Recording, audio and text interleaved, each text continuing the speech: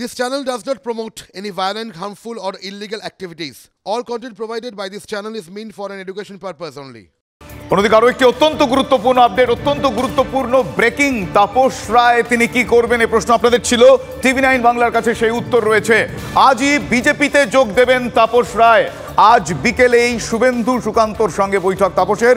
সল্টলেকে বিজেপির দপ্তরে হতে পারে বৈঠক, সূত্রের খবর। আমার সহকর্মী সৌরভ গুহ এই মুহূর্তে রয়েছেন। সৌরভ, আমরাই সবার আগে সেই সম্ভাবনার কথা জানিয়েছিলাম, এই মুহূর্তে অনেকটাই শিলমোহর পড়লো। এক্স্যাক্টলি আর কি কি জানা যাচ্ছে, এই সম্ভাবনা কতটা সুদৃঢ় এই মুহূর্তে, প্লিজ জানাও।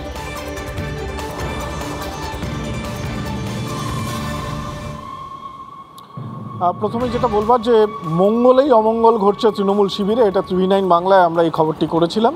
তবে মঙ্গলবার হলো না, বুধবার দিন আজকে বিকেল 5টার সময় শুভেন্দু অধিকারী এবং সুকান্ত মজুমদারের সঙ্গে বৈঠক হবে তাপস রায়ের। ইতিমধ্যে সুকান্ত মজুমদার এবং অমিত মালব্য তাকে ফোনে যোগাযোগ করেছিলেন, কথা হয়েছে তাপস রায়ের সঙ্গে। আজকে বিকেল 5টার সময় আনুষ্ঠানিকভাবে বিজেপিতে যোগদান করবেন। তৃণমূল কংগ্রেসের বর্ষিয়ান বিধায়ক, তিনি বিধায়ক পদ থেকে ইস্তফা দিয়েছেন। তার আগে তিনি বিধানসভায় আসবেন, কারণ রুলিং দেওয়ার আগে স্পিকার তাকে শেষবারের জন্য একবার ডেকে পাঠিয়েছেন, যেহেতু তিনি বিধায়ক পদ থেকে ইস্তফা দিয়েছেন। তিনি আসবেন নিয়ম মেনে বিধানসভায় এবং তারপরেই কিন্তু সল্টলেক অফিসে যাবেন, যেখানে আনুষ্ঠানিকভাবে বিজেপিতে যোগদান করবেন তাপস রায়। শুভজিৎ। বেশ, ধন্যবাদ সৌরভ। আমি কথা বলছিলাম সহকর্মী সৌরভের সঙ্গে। এই মুহূর্তের অত্যন্ত গুরুত্বপূর্ণ আপডেট, আজ বিজেপিতে যোগদান করবেন তাপস রায়। আজ বিকেলেই শুভেন্দু অধিকারী এবং সুকান্ত মজুমদারের সঙ্গে তার বৈঠক রয়েছে। সল্টলেকে বিজেপির দপ্তরে হতে পারে বৈঠক।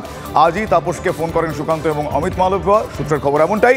সোমবার বিধায়ক পদে ইস্তফা দেন তৃণমূল কংগ্রেস ত্যাগ করেন তাপস রায়। আপনারা জানেন, নেতৃত্বের বিরুদ্ধে তিনি কিন্তু একরাশ ক্ষোভ উগরে দিয়েছেন। টিভি 9 বাংলার প্রথম সেই সম্ভাবনার কথা জানিয়েছিল। আজ শিলমোহর পড়ল যে তাপস রায় বিজেপিতে যোগদান করতে চলেছেন।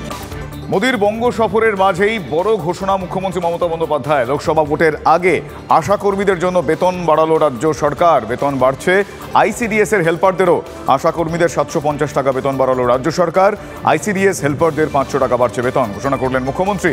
বিরোধীদের দাবি, তাদের চাপেই এই বেতন বৃদ্ধির সিদ্ধান্ত। আশার মেয়েরা অনেক কাজ করে, ওরা আমাদের গর্ব, সমাজের দিশা। আমাদের সব বিপদে আপদে পাশে থাকে। ওদের জন্য 750 টাকা করে এপ্রিল মাস থেকে বাড়ানো হলো।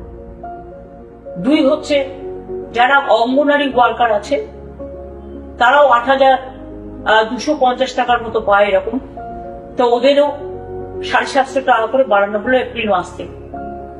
আর যারা আইসিডিএস হেল্পার আছে তারাও 6,000 সামথিং পায় এবং তাদেরটাও 500 টাকা করে 1 এপ্রিল থেকে বাড়ানো হলো। ভবিষ্যতে আরো সুযোগ সুবিধা পাওয়ার জন্য আমরা সবসময় মামাটি মানুষের সরকার আপনাদের সাথে ছিল, আছে এবং থাকবে। শুভেন্দুদার জয় 750 টাকা করে বৃদ্ধি করেছে, এটা কোনো বৃদ্ধি? অন্যান্য রাজ্যের সাথে আমাদের রাজ্যের অঙ্গনারী কর্মীদের যে বেতন বা সাম্মানিকের যে ফারাক রয়েছে সেটা অনেকখানি। নির্বাচনের আগে এই ছেলে ভোলানো একটি ঘোষণা করে মুখ্যমন্ত্রী নিজেই নিজের মর্যাদার সাথে সঙ্গতিপূর্ণ কাজ করেননি। মমতা এখন সব কিছুতে ভয় পাচ্ছে। রাজ্যের মাননীয় মুখ্যমন্ত্রী তার শেষের দিনগুলো তিনি কোনো রকমে কাটাতে চাচ্ছেন। ভাবুন, মুখ্যমন্ত্রীর এই মেসেজটাতে আমি অন্তত খুশি, ভালো।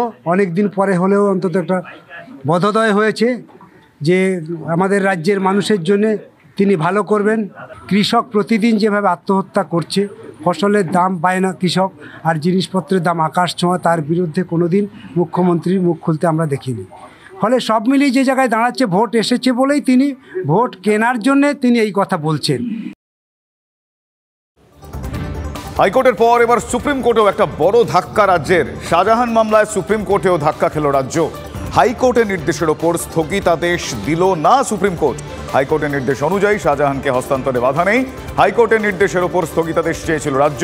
হাইকোর্টের নির্দেশে হস্তক্ষেপই করল না সুপ্রিম কোর্ট।